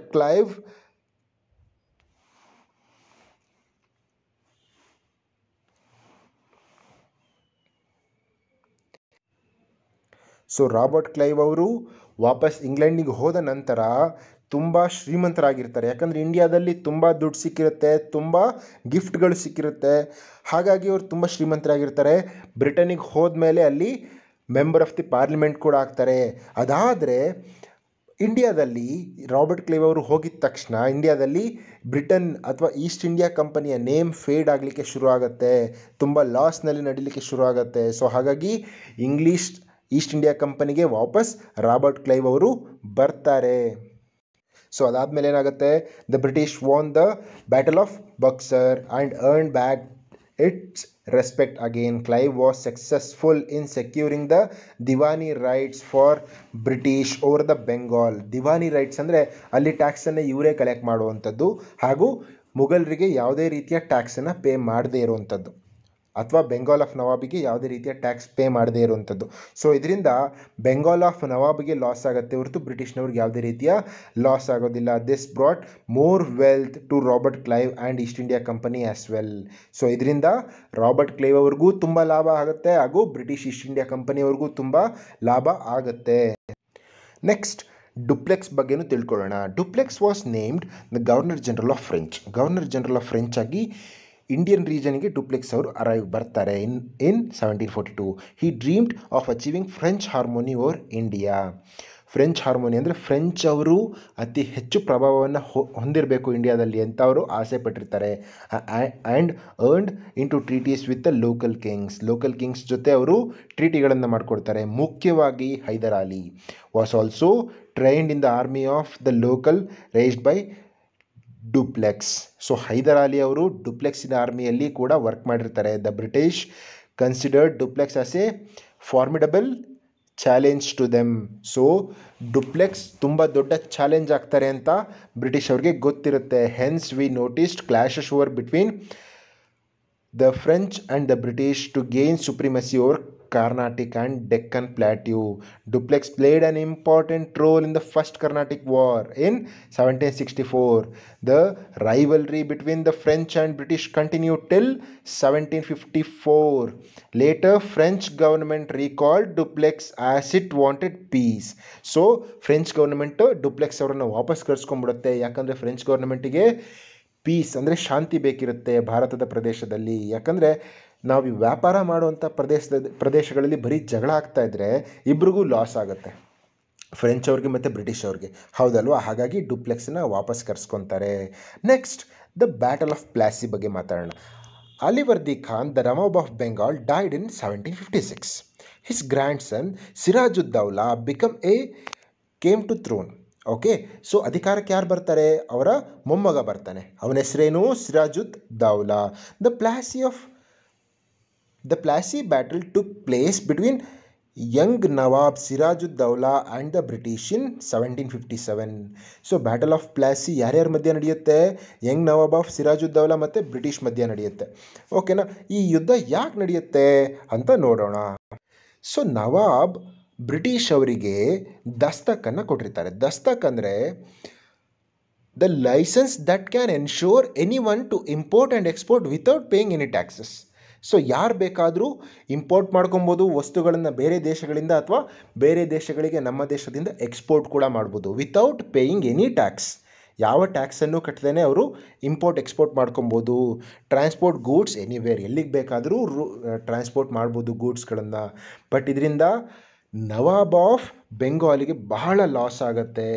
okay, government ಟ್ರೆಷರಿಗೆ ಹಣ ಬರೋದು ನಿಂತೋಗುತ್ತೆ. ಯಾಕಂದರೆ British ಅವರು ಅತಿ ಹೆಚ್ಚು ಗೂಡ್ಸನ್ನು ಸಾಗಾಣಿಕೆ ಮಾಡ್ತಿರ್ತಾರೆ. ಹಾಗಾಗಿ ಅಲ್ಲಿಂದ ಬರುವಂಥ ಟ್ಯಾಕ್ಸ್ ನಿಂತೋದ್ಮೇಲೆ ಏನಾಗುತ್ತೆ? ನವಾಬ್ ಆಫ್ ಬೆಂಗಾಲಿಗೆ ತುಂಬ ಲಾಸ್ ಆಗುತ್ತೆ. Next, mending of the fort without permission. So British repaired the fort of Calcutta and placed cannons on them. So ಅಲ್ಲಿ ಫೋರ್ಟ್ ಕಟ್ಕೊಳ್ಳಿಕ್ಕೆ ಮಾತ್ರ ಅವಕಾಶ ಕೊಡ್ತಿರ್ತಾರೆ ನವಾಬರು. ಆದರೆ ಇವ್ರು ಏನು ಮಾಡ್ತಾರೆ? ಪಿರಂಗಿಗಳನ್ನು ಸಹ ಇಡಲಿಕ್ಕೆ ಶುರು ಮಾಡ್ತಾರೆ. ಯಾಕಂದರೆ ಸೆಕ್ಯೂರಿಟಿ ಪರ್ಪಸ್ಸಿಗೆ ಯಾರೂ ನಮ್ಮ ಮೇಲೆ ಆಕ್ರಮಣ ಮಾಡದೇ ಇರಲಿ ಅಂತ ಪಿರಂಗಿಗಳನ್ನು ಇಡ್ತಾರೆ. ಇದರಿಂದ ನವಾಬಿಗೆ ಬಹಳ ಕೋಪ ಬರುತ್ತೆ. This further engaged Sirajuddaulah and he order the removal of cannons from the court. The British refuse to do this again, angering the Nawabs further. So ಇದನ್ನು ತೆಗಿರಿ ಅಂತ ಸಿರಾಜುದ್ದೌಲಾ ಹೇಳ್ತಾನೆ, ಆದರೆ ಬ್ರಿಟಿಷ್ನವರು ಕೇಳೋದಿಲ್ಲ. ಸೊ ಇದರಿಂದ ಸಿರಾಜುದ್ದೌಲಾ ಇನ್ನೂ ಕುಪಿತ ಕೊಡ್ತಾನೆ. Next, black room tragedy. Sirajuddaulah conquered the fort of fort ವಿಲಿಯಮನ್ನು ಸಿರಾಜುದ್ದೌಲಾ ಕಾನ್ಕರ್ ಮಾಡ್ಕೊಂಡ್ಬಿಡ್ತಾನೆ easily and imprisoned some of the British. ಸರಿನಾ? He imprisoned 146 Englishmen. 146 ಜನ ಇಂಗ್ಲೀಷ್ಮೆನನ್ನು ಬಂಧಿಸಿಡ್ತಾನೆ in a small room in the fort, which 123 died.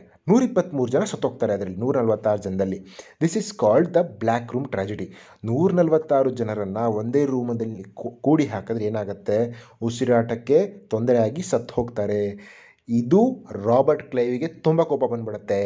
So the Bengal attacked the Bengal with a large army. Robert Clive attacked the rich locals like. Robert Clive ಏನು ಮಾಡ್ತಾನೆ? ಇದಾದ ನಂತರ rich locals ಇರ್ತಾರಲ್ಲ, like Manik Chand, Omichand, Jagannath Seth and other towards him. So rich ಮರ್ಚೆಂಟ್ಸ್ಗಳನ್ನು ಅವನ ಪರ ಮಾಡ್ಕೊತಾನೆ. So ಇದು ಕೂಡ ಬ್ಯಾಟಲ್ ಆಫ್ ಪ್ಲಾಸಿಯಲ್ಲಿ ನವಾಬ್ ಸೋಲಲಿಕ್ಕೆ ಕಾರಣ ಆಗುತ್ತೆ. ಈ ಎಲ್ಲ ರಿಚ್ ಮರ್ಚೆಂಟ್ಸು ಬ್ರಿಟಿಷರಿಗೆ ಯಾವಾಗ ಸಪೋರ್ಟ್ ಕೊಡಲಿಕ್ಕೆ ಶುರು ಮಾಡ್ತಾರೋ ಆವಾಗ ನವಾಬ್ಗೂ ಸಹ ಲಾಸ್ ಆಗುತ್ತೆ. ಇದರಿಂದ ಯುದ್ಧ ಮಾಡಲಿಕ್ಕೆ ಅವನ ಹತ್ರ ಹಣ ಇಲ್ದಂಗೆ ಆಗುತ್ತೆ. ಸೊ ಅವನು ಯುದ್ಧದಿಂದ ಸೋಲ್ತಾನೆ. ಸೊ ನೆಕ್ಸ್ಟ್ ಏನಾಗುತ್ತೆ? ಹಾಗೂ Robert Clive Mir Jafar, the military head of Sirajuddaulah, ಅವನನ್ನು ಸಹ ರಾಬರ್ಟ್ ಕ್ಲೈವ್ ತನ್ನ ಕಡೆ ಸೆಳ್ಕೊಂಡ್ಬಿಡ್ತಾನೆ. So to stay neutral in the battle by offering him a post of Nawab of Bengal. Mir ಜಾಫರನ್ನು ನವಾಬನಾಗಿ ಮಾಡ್ತೀನಿ ಅಂತ ಹೇಳ್ಬಿಟ್ಟು ರಾಬರ್ಟ್ ಕ್ಲೈವ್ ಏನು ಮಾಡ್ತಾನೆ? ಯುದ್ಧದಲ್ಲಿ ನೀನು ಯುದ್ಧನೇ ಮಾಡಬೇಡ ಅಂತ ಹೇಳಿಬಿಡ್ತಾನೆ. ಸೊ ಯಾವಾಗ ಮಿಲಿಟರಿ ಕಮಾಂಡರೇ ಯುದ್ಧ ಮಾಡಲ್ವೋ, ಪಾಪ ಸೈನಿಕರು ಏನು ಮಾಡ್ತಾರೆ, ಅವರು ಕನ್ಫ್ಯೂಷನ್ ಆಗಿಬಿಡ್ತಾರೆ. ಸೊ ಆ ಕಡೆಯಿಂದ ಬ್ರಿಟಿಷ್ ಆರ್ಮಿನೂ ಅಟ್ಯಾಕ್ ಮಾಡುತ್ತೆ, ಈ ಕಡೆಯಿಂದ ಮೀರ್ ಜಾಫರ್ ಸೈಲೆಂಟ್ ಆಗಿದ್ದಾನೆ, ಯುದ್ಧ ಮಾಡಿದೆ. ಸೊ ಏನಾಗುತ್ತೆ, ಖಂಡಿತವಾಗ್ಲೂ ನವಾಬ್ ಆಫ್ ಬೆಂಗಾಲ್ ಸೋಲ್ಲೇಬೇಕು, ಸಿರಾಜುದ್ದೌಲಾ ಸೋತ್ ಹೋಗ್ಬಿಡ್ತಾನೆ. Next, encouraged by all this development, Robert Clive declared war against Sirajuddaulah. Everything went according to the plan of Clive. So Clive ಹೇಗೆ ಅಂದ್ಕೊಂಡಿರ್ತಾನೋ ಹಾಗೆ ಅವನ ಪ್ಲ್ಯಾನ್ ಎಲ್ಲ ಸಕ್ಸಸ್ ಆಗುತ್ತೆ. Sirajuddaulah who tried to escape from the battle field was captured and killed. ಸಿರಾಜುದ್ದೌಲನನ್ನು capture ಮಾಡಿ ಸಾಯಿಸ್ಬಿಡ್ತಾರೆ. So ಇದರಿಂದ ಏನಾಗುತ್ತೆ, ಈ ಯುದ್ಧದಿಂದ the war brought out the immorality, lack of unity among the Indian and greed of Indian businessmen. Indian ಬಿಸ್ನೆಸ್ಮನ್ನಿನ ದುರಾಸೆ ಹಾಗೂ ಯೂನಿಟಿ ಇಲ್ಲದೆ ಇರೋವಂಥದ್ದು, ನಮ್ಮ ರಾಜರ ಮಧ್ಯೆ ಯೂನಿಟಿ ಇಲ್ಲದೆ ಇರೋದು ಗೊತ್ತಾಗತ್ತೆ, ಹಾಗೂ ನಮ್ಮ ಇಂಡಿಯನ್ಸ್ ಮಧ್ಯೆ ಯೂನಿಟಿ ಇಲ್ಲದೆ ಇರೋದು ಗೊತ್ತಾಗುತ್ತೆ. Next, Mir Jafar became the Nawab of Bengal. Robert Clive ಹೇಳಿರ್ತಾನೆ ಮೀರ್ ಜಾಫರ್ ನವಾಬ್ ಆಫ್ ಬೆಂಗಾಲ್ ಆಗ್ತಾರೆ ಅಂತ, ಅದ್ರ ಪ್ರಕಾರನೇ ಮೀರ್ ಜಾಫರ್ ನವಾಬ್ ಆಫ್ ಬೆಂಗಾಲ್ ಆಗ್ತಾರೆ. Next, the company gained exclusive right to do business in Bengal. So ಯಾವಾಗ ಬ್ರಿಟಿಷ್ ಹೇಳಿದಂತೆ ಕೇಳುವಂಥ ಒಬ್ಬ ರಾಜ ಅಲ್ಲಿ ನವಾಬ್ ಆಗ್ತಾನೋ ಆವಾಗ ಬ್ರಿಟಿಷ್ನವ್ರಿಗೆ ಯಾವುದೇ ರೀತಿಯ ಲಂಗು ಲಗಾಮ್ ಇಲ್ಲದೆ ಇರೋ ಥರ ಆಗುತ್ತೆ. So exclusive right to do business in Bengal, ಅವ್ರಿಗೆ ಹೇಗೆ ಬೇಕೋ, ಯಾವ ರೀತಿ ಬೇಕೋ ಆ ರೀತಿ ಬಿಸ್ನೆಸ್ ಮಾಡಲಿಕ್ಕೆ ಅವಕಾಶ ಸಿಕ್ಬಿಡುತ್ತೆ. Last, Mir Jafar had to pay ₹17 lakh to as a relief of Sirajuddaulah's attack on the fort William ಮೇಲೆ ಸಿರಾಜುದ್ದೌಲಾ ಅಟ್ಯಾಕ್ ಮಾಡಿರ್ತಾನಲ್ವಾ, ಅದಕ್ಕೋಸ್ಕರ ಪರಿಹಾರದ ಹಣವಾಗಿ 17 ಲಕ್ಷವನ್ನು ವಸೂಲಿ ಮಾಡ್ತಾರೆ. ಓಕೆನಾ, 17 corner and 17 lakhs. In the nutshell of Mir Jafar became continuous victim of the company and employees. Even though the treasury went bankrupt due to this greedy nature, the greedy lines of the company and its official never satisfied. So Sirajuddaulah ಹೋದ ನಂತರ ಮೀರ್ ಜಾಫರ್ ರಾಜನಾಗ್ತಾನೆ, ಅಂದರೆ ನವಾಬ್ ಆಗ್ತಾನೆ. ಅವನ ನವಾಬ್ ಆಗಿದ್ದಂಥ ಟೈಮ್ನಲ್ಲಿ ಖಜಾನೆಯಲ್ಲಿದ್ದಂಥ ಎಲ್ಲ ಹಣವನ್ನು ಬ್ರಿಟಿಷ್ನವರು ತಗೊತಾರೆ. ಆದರೂ ಅವರ ಆಸೆ ಪೂರ್ಣ ಆಗೋದೇ ಇಲ್ಲ, ಇನ್ನೂ ಬೇಕು ಅಂತ ಬ್ರಿಟಿಷ್ನವರು ಮೀರ್ ಜಾಫರ್ ಮೇಲೆ ಕೂತ್ಕೊತಾರೆ. The British projected Mir Jafar as a inefficient Nawab and brought in his nephew Mir Qasim as a new Nawab.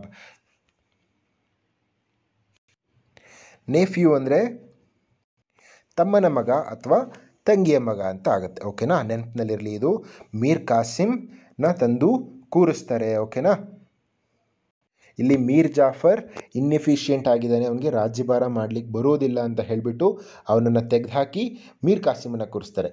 Mir ಕಾಸಿಮನ್ನು ಕೂರಿಸಿದವರು ಯಾರು? ಬ್ರಿಟಿಷ್ನವರನ್ನೇ. ಯಾವಾಗ ಬ್ರಿಟಿಷ್ನವರೇ ರಾಜರನ್ನಾಗಿ ಮಾಡ್ತಾರೋ ಆ ರಾಜ ಖಂಡಿತವಾಗ್ಲೂ ಬ್ರಿಟಿಷ್ನವ್ರು ಹೇಳಿದಾಗೆ ಕೇಳಬೇಕು. ಇವನು ಅಷ್ಟೇ ಎಲ್ಲ ದುಡ್ಡನ್ನು, ಎಲ್ಲ ಸಂಪತ್ತನ್ನು ಬ್ರಿಟಿಷ್ನವರಿಗೆ ಕೊಡ್ತಾ ಹೋಗ್ತಾನೆ. ಓಕೆನಾ, ಸೊ ಇದು ಮೀರ್ ಕಾಸಿಮ್ಗೆ ಅನಿಸುತ್ತೆ ನಾನು ತುಂಬ ಮೋಸ ಹೋಗ್ತಾ ಇದ್ದೀನಿ, ಸೊ ಈ ರೀತಿ ಆಗಕ್ಕೆ ಬಿಡೋಲ್ಲ ನಾನು ಅಂತ ಬ್ರಿಟಿಷ್ನವ್ರ ವಿರುದ್ಧ ಹೋಗ್ತಾನೆ. ಆವಾಗ ಆಗೋದೇ battle of Buxar. The Mir Kasim was efficient administrator. So ಅವನು ಒಳ್ಳೆಯ ರಾಜ. Okay, in the beginning he reminded loyal to the company. ಮೊದಲು ಅವರು ಕಂಪನಿಗೆ ಲಾಯಲ್ ಆಗಿರ್ತಾರೆ, ತುಂಬ ನಿಯತ್ತಾಗಿರ್ತಾನೆ. ಆದರೆ ಅವ್ನಿಗೆ ಅನ್ಸಕ್ಕೆ ಶುರು ಆಗುತ್ತೆ 2 ಲಕ್ಷ ಪೌಂಡನ್ನು ಬ್ರಿಟಿಷ್ನವರಿಗೆ ಕೊಟ್ಟು ಹಾಗೂ ಕೆಲವೊಂದು ಪ್ಲೇಸ್ಗಳನ್ನು ಬ್ರಿಟಿಷ್ನವರಿಗೆ ಬಿಟ್ಕೊಟ್ಬಿಡ್ತಾರೆ. ಸೊ ನೀವಿಲ್ಲಿ ರೂಲ್ ಮಾಡ್ಕೊಳ್ಳಿ, ಇಲ್ಲಿಂದ ಟ್ಯಾಕ್ಸಸನ್ನು ನೀವೇ ಕಲೆಕ್ಟ್ ಮಾಡ್ಕೊಳ್ಳಿ ಅಂತ ತುಂಬ ಇಂಪಾರ್ಟೆಂಟ್ ಪ್ಲೇಸ್ಗಳನ್ನು, ತುಂಬ ಲಾಭ ಬರುವಂಥ ಪ್ಲೇಸ್ಗಳನ್ನೇ ಬಿಟ್ಕೊಟ್ಬಿಡ್ತಾನೆ. ಸೊ ನಿಮಗೆ ನೆನಪಿದೆಯಲ್ವಾ, ದಸ್ತಕನ್ನು ಬ್ರಿಟಿಷ್ನವರು ತುಂಬ ಮಿಸ್ಯೂಸ್ ಮಾಡಿರ್ತಾರೆ. ಹಾಗಾಗಿ ಮೀರ್ ಕಾಸಿಮ್ ಏನು ಮಾಡಿಬಿಡ್ತಾನೆ, ಬೆಂಗಾಲ್ ಫ್ರೀ ಟ್ರೇಡ್, ಯಾರು ಬೇಕಾದರೂ ಫ್ರೀ ಟ್ರೇಡ್ ಮಾಡ್ಬೋದು ಅಂತ ಘೋಷಣೆ ಮಾಡಿಬಿಡ್ತಾನೆ. ಸೊ ಇದರಿಂದ ಇಂಡಿಯನ್ ಮರ್ಚೆಂಟ್ಸ್ಗಳು ಯಾರ್ಯಾರು ಇರ್ತಾರೆ ಅವರು ತುಂಬ ಕಾಂಪಿಟೇಷನ್ ಕೊಡ್ಲಿಕ್ಕೆ ಶುರು ಮಾಡಿಬಿಡ್ತಾರೆ. ಇದರಿಂದ ಬ್ರಿಟಿಷ್ನವ್ರಿಗೆ ಬಹಳ ಲಾಸ್ ಆಗಿಬಿಡುತ್ತೆ. This was enough for the British to oppose the Nawab. So ಇಷ್ಟು ಮಾತ್ರ ಸಾಕಾಗಿರುತ್ತೆ ಬ್ರಿಟಿಷ್ ನವಾಬನ್ನು ಅಪೋಸ್ ಮಾಡಲಿಕ್ಕೆ. ಸೊ ನೆಕ್ಸ್ಟ್ ಏನಾಗುತ್ತೆ, they brought in Mir Jafar again and dethroned Mir Kasim. Mir ಜಾಫರನ್ನು ವಾಪಸ್ ಕರ್ಕೊಬಂದು ಕೂರಿಸ್ತಾರೆ ಮತ್ತು ಮೀರ್ ಕಾಸಿಮನ್ನು ಕಿತ್ತು ಹಾಕ್ತಾರೆ. The Mir Kasim knew about the ಏನಾಗುತ್ತೆ ಅಂತ ಗೊತ್ತಾಗಿರುತ್ತೆ. He went for an organised war against them. So Mir Kasim ಏನು ಮಾಡ್ತಾನೆ, ಅಕ್ಕಪಕ್ಕದ ರಾಜರು ಯಾರಿರ್ತಾರೆ, ಅವಧ್ ಅವರಿರ್ಬೋದು, ಎಲ್ಲರನ್ನ ಸೇರಿಸ್ಕೊಂಡು ಬ್ರಿಟಿಷ್ ಅವ್ರ ವಿರುದ್ಧ ಯುದ್ಧಕ್ಕೆ ಹೋಗ್ತಾನೆ. ಸೊ ಯಾರ್ಯಾರ ಜೊತೆ ಕಂಬೈನ್ ಮಾಡ್ಕೊತಾನೆ, Mir Kasim entered into agreement with the Mughal ruler Shah Alam II and Nawab of Awadh Sirajuddaula. The combined force of Mir Qasim faced the British army led by Hector Munro at Buxar. ಇದನ್ನೇ ಬ್ಯಾಟಲ್ ಆಫ್ ಬಕ್ಸರ್ ಅಂತ ಕರೆಯೋದು. Mir Kasim got defeated and ran away from the battle field. Shah Alam II surrendered and efforts of the combined force to stop the British force failed completely. So ಇಲ್ಲೂ ಅಷ್ಟೇ ಬ್ರಿಟಿಷ್ನವರ ಕನ್ನಿಂಗ್ನೆಸ್ಸೇ win ಆಗುತ್ತೆ. Next ಇದರಿಂದ outcome, battle of ಬಕ್ಸರಿಂದ outcome ಏನೇನು ಬಂತು. Shah Alam II accorded the diwani rights over Bengal to the British. Shah Alam II diwani ರೈಟ್ಸನ್ನು ಬಿಟ್ಕೊಡ್ತಾನೆ. ಅಂದರೆ ನೀವೇ ರಾಜ್ಯಭಾರ ಮಾಡಿದ ಹಾಗೆ ಇರುತ್ತೆ, ಓಕೆನಾ, ನೀವೇ ಎಲ್ಲ ಟ್ಯಾಕ್ಸನ್ನು ಕಲೆಕ್ಟ್ ಮಾಡಿ, ಆದರೆ ಅಡ್ಮಿನಿಸ್ಟ್ರೇಷನ್ ನಾವು ಮಾಡ್ತೀವಿ ಅಂತ. Shah Alam II gave away all the rights over Bengal to the British. ಎಲ್ಲ ರೈಟ್ಸನ್ನು ಶಾ ಆಲಮ್ II ಬಿಟ್ಕೊಟ್ಬಿಡ್ತಾನೆ ಬ್ರಿಟಿಷ್ಗೆ. ಶಾ ಆಲಮ್ II ಯಾರು? Shah Alam II is A Mughal ruler, ಓಕೆನಾ. ಅವನೇ ಎಲ್ಲ ನವಾಬರನ್ನು ಕಂಟ್ರೋಲ್ ಮಾಡ್ತಿರ್ತಾನೆ. ಅಂದರೆ ಮುಂಚೆ ಯಾವಾಗ ಜಹಾಂಗೀರ್ ಇದ್ರಲ್ಲ ಆಗ. ಬಟ್ ಶಾ ಆಲಮ್ II ಬಂದ ನಂತರ ಅವನ ಪವರ್ ಸ್ವಲ್ಪ ಕಡಿಮೆ ಆಗಿರುತ್ತೆ, ನವಾಬರ ಪವರ್ ಸ್ವಲ್ಪ ಜಾಸ್ತಿ ಆಗಿರುತ್ತೆ, ಓಕೆನಾ. Next the Nawab of Awadh had give away A fine of ₹50 lakh for waging war against the company. Nawab of Awadh ಕೂಡ 50 ಲಕ್ಷ ರೂಪಾಯಿಯನ್ನು ಫೈನ್ ಆಗಿ ಕಟ್ಕೊಡ್ತಾನೆ ಬ್ರಿಟಿಷ್ನವರಿಗೆ. ಯಾಕಂದರೆ fighting war against British. With the death of Mir Jafar, the company paid pension to his son and took over the entire administration of Bengal. So Mir ಜಾಫರಿನ ಮಗನಿಗೆ pension ಕೊಟ್ಟು ಅವನನ್ನು ಬೇರೆ ಕಡೆ ಕಳಿಸ್ಬಿಡುತ್ತೆ. ಹಾಗೂ ಅಡ್ಮಿನಿಸ್ಟ್ರೇಷನ್ ಆಫ್ ಬೆಂಗಾಲನ್ನು ಕಂಪ್ಲೀಟ್ ಯಾರು ತಗೊತಾರೆ? ಬ್ರಿಟಿಷ್ನವರೇ ತಗೊತಾರೆ. ಈಗ ಕಂಪ್ಲೀಟ್ ಮೊನೋಪಲಿ ಯಾರ್ದಿದೆ ಬೆಂಗಾಲ್ನಲ್ಲಿ? ಬ್ರಿಟಿಷ್ನವ್ರದ್ದೇ ಇದೆ. ಬೆಂಗಾಲ್ ಅಂದರೆ ಇವಾಗಿನ ವೆಸ್ಟ್ ಬೆಂಗಾಲ್ ಮತ್ತು ಬಾಂಗ್ಲಾದೇಶ್ ಎರಡೂ ಸೇರಿ ಬೆಂಗಾಲ್ ಆಗಿತ್ತು ಮುಂಚೆ, ಓಕೆನಾ. ಇನ್ 1905 ಆ್ಯಂಡ್ 6 ಎರಡನ್ನೂ ಪಾರ್ಟಿಷನ್ ಮಾಡ್ತಾರೆ, ಈಸ್ಟ್ ಬೆಂಗಾಲ್ ಮತ್ತು ವೆಸ್ಟ್ ಬೆಂಗಾಲ್ ಅಂತ. ಆನಂತರ ಅದು ನಮಗೆ ಸ್ವಾತಂತ್ರ್ಯ ಬಂದ ನಂತರ ಅದು ಈಸ್ಟ್ ಪಾಕಿಸ್ತಾನ್ ಅಂತ ಆಗುತ್ತೆ, ವೆಸ್ಟ್ ಪಾಕಿಸ್ತಾನ್ ಅಂತ ಆಗುತ್ತೆ. ಆನಂತರ ಅದು ಬಾಂಗ್ಲಾದೇಶ ಆಗಿ 1971 ಸ್ವತಂತ್ರ ದೇಶ ಆಗುತ್ತೆ. The Buxar battle made the British as the real holder of the power over Bihar, Bengal and Odisha provinces. Odisha, Bihar, Bengal ಈ ಮೂರು ಪ್ರದೇಶಗಳು ಬ್ರಿಟಿಷ್ನವರ ಕಂಟ್ರೋಲ್ನಲ್ಲಿ ಹಾಗೂ ಅವರೇ ಅಡ್ಮಿನಿಸ್ಟ್ರೇಷನ್ ಮಾಡುವಂಥ ಹಾಗೆ ಬಂದ್ಬಿಡುತ್ತೆ. Even Awadh remained under their control. Awadh ಕೂಡ ಅವರ ಕಂಟ್ರೋಲ್ನಲ್ಲೇ ಉಳ್ಕೊಳ್ಳುತ್ತೆ. Awadh is a place where ತುಂಬ ರುಚಿಕರವಾದ ಫುಡ್ಗಳು ಸಿಗುವಂಥ ಪ್ರದೇಶ ಅದು. It is famous for their food culture. In 1765, Robert Clive brought in dual government concept. Robert Clive dual government ಕಾನ್ಸೆಪ್ಟನ್ನು ಜಾರಿಗೆ ತರ್ತಾನೆ. As per this concept, the British had a right to collect the taxes. ಬ್ರಿಟಿಷ್ಗೆ tax collect ಮಾಡೋಕೆ ಅಧಿಕಾರ ಇರುತ್ತೆ ಹಾಗೂ land ಟ್ಯಾಕ್ಸಸ್ನು collect ಮಾಡೋವಂಥ ಅಧಿಕಾರ ಇರುತ್ತೆ. ಆದರೆ Nawab had a power over administration issues like justice and others.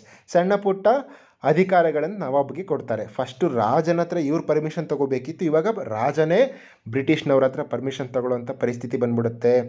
ಎಲ್ಲ ದುಡ್ಡನ್ನು ಬ್ರಿಟಿಷ್ನವರೇ ಕಲೆಕ್ಟ್ ಮಾಡಿಕೊಂಡ್ರೆ ರಾಜನಿಗೆ ಬರುವಂತಹ ಲಾಭ ಆಗಿರ್ಬೋದು ಅಥವಾ ಅವನ ಸೈನಿಕರಿಗೆ ಮೇಂಟೈನ್ ಮಾಡಲಿಕ್ಕೋಸ್ಕರ ದುಡ್ಡು ಕೊಡೋಕ್ಕಾಗಿರ್ಬೋದು, ಅವನ ಹತ್ರ ಏನೂ ಉಳ್ಕೊಳ್ಳೋದಿಲ್ಲ. ಸೊ ನವಾಬ್ ಹತ್ರ ಸೈನಿಕರು ಕಡಿಮೆ ಆಗ್ತಾರೆ, ಬ್ರಿಟಿಷ್ನವ್ರಿಗೆ ಲಾಭ ಕೂಡ ಆಗುತ್ತೆ. ಬ್ರಿಟಿಷ್ನವ್ರಿಗೆ ಇನ್ನೊಂದೇನು ಲಾಭ ಆಗುತ್ತೆ ಅಂದರೆ ಈಗ ನವಾಬ್ ಮತ್ತೆ ಸೈನಿಕರನ್ನ ಹೆಚ್ಚು ಮಾಡಿಕೊಂಡು ಈ ಯುದ್ಧ ಮಾಡುವಂಥ ಯಾವುದೇ ಪ್ರಸಂಗಗಳು ಬರೋದಿಲ್ಲ, ಯಾಕಂದರೆ ಅವನ ಹತ್ರ ದುಡ್ಡೇ ಇರಲ್ಲ ಅಲ್ವಾ. So like this the British gained political control over India to protect their business interest. Only to protect their business interest, they gained political power. By this, your chapter is completed. ಏನಾದರೂ ಅರ್ಥ ಆಗಲಿಲ್ಲ ಅಂದರೆ you can message me in my comment box and please like my video. Thank you.